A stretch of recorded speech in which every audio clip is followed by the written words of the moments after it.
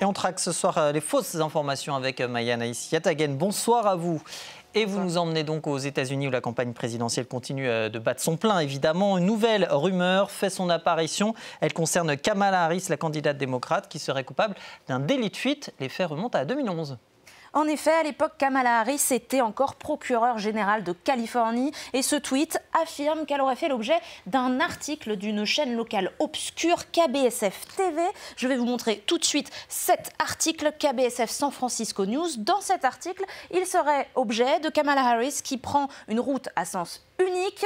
En sens inverse, elle aurait percuté une fillette de 13 ans, elle aurait laissé paralysée avant de fuir. L'Infox affirme par ailleurs que l'équipe de Kamala Harris serait partie voir la mère de la victime et l'aurait menacée pour qu'elle ne parle pas de cette affaire, notamment aux médias. Aujourd'hui, affirment d'autres tweets, eh bien la victime aujourd'hui, la prétendue victime aujourd'hui âgée de 26 ans voudrait témoigner à visage découvert dans cette vidéo et ce tweet demande à ce que son réseau fasse en sorte que cela devienne viral pour que Kamala Harris hit and run, littéralement Kamala délit de fuite, ne devienne pas présidente des États-Unis. Sauf que cette histoire, elle est complètement fausse. Alors justement, comment vous avez fait pour déterminer que cette histoire était fausse ? Eh bien pour cela, regardons la vidéo qui était jointe au tweet que je viens de vous montrer. C'est une vidéo de 5 minutes 30 qui commence par un panneau lu par une voix off que je vous laisse écouter quelques secondes. Vous entendez une musique larmoyante qui va continuer avec le début du témoignage de cette prétendue victime qui serait donc Alicia Brown, qui commence par parler de son enfance sans père avant d'accuser nommément Kamala Harris. Elle dit qu'elle était bien au volant en 2011. Alors intéressons-nous tout d'abord à cette prétendue chaîne KBSF TV. C'est censé être une chaîne locale de San Francisco, sauf que par-dessus le témoignage, vous allez voir rapidement apparaître des images prétextes supposées de San Francisco que vous voyez ici, c'est un peu bizarre quand même pour une chaîne locale d'avoir recours à ce genre d'image. Et surtout, celle-ci, c'est une photo qui est censée représenter le sens unique. On fait une recherche d'images inversée et on trouve très rapidement que cette photo, elle vient d'une banque d'images et qu'en réalité, elle vient de New York. Pareil, quelques secondes plus tard, pour la photo censée représenter l'accident qui aurait eu lieu en 2011, vous allez la voir juste ici, recherche d'images inversée, et je tombe sur un article de la presse de Detroit qui date de 2018, donc absolument rien à voir.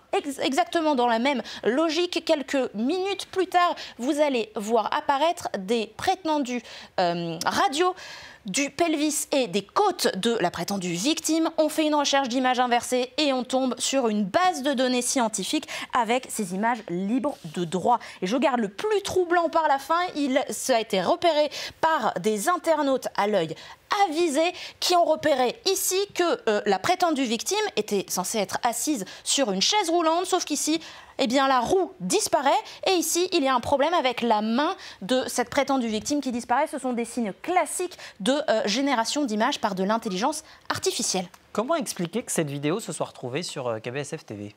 Eh bien, tout simplement parce que ce site, il a été créé de toutes pièces pour pousser cette vidéo. Tout d'abord, je suis partie voir si KBSF existait dans la liste des chaînes agréées par les États-Unis. Eh bien non, aucune trace non plus sur les réseaux sociaux. Cette chaîne, elle n'existe pas. La seule trace qu'on peut trouver, c'est sur Google. Il a été indexé, ce site, en août 2024. On le trouve ici, bien derrière la fédération de bobsleigh coréenne, qui n'a absolument rien demandé, qui est la véritable KBSF TV. Ce site, il a été ensuite supprimé, mais on peut retrouver entre-temps des archives. C'était avant l'article dont je vous ai parlé, des copier-coller de sites totalement normaux, légitimes, des copier-coller pur jus.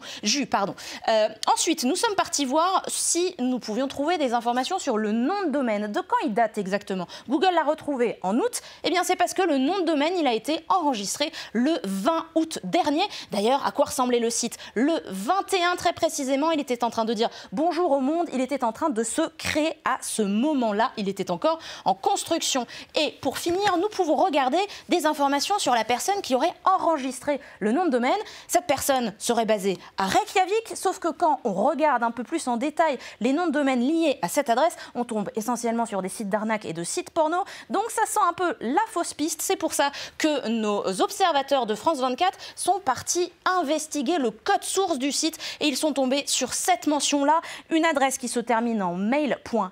Eru, c'est un service qui est hébergé en Russie et qui permet de faire un tracker, de vérifier combien de personnes accèdent à ce site. C'est l'une des techniques utilisées par les campagnes de désinformation russes dont vous a déjà parlé plusieurs fois dans cette chronique Info Intox. L'œil avisé des observateurs de France 24 et de Maya Anaïs Yatagen ce soir. Merci à vous. Info Intox est aussi à retrouver sur france24.com et nos réseaux sociaux. On se retrouve dans 5 minutes pour la suite de l'Actu 360. À tout de suite.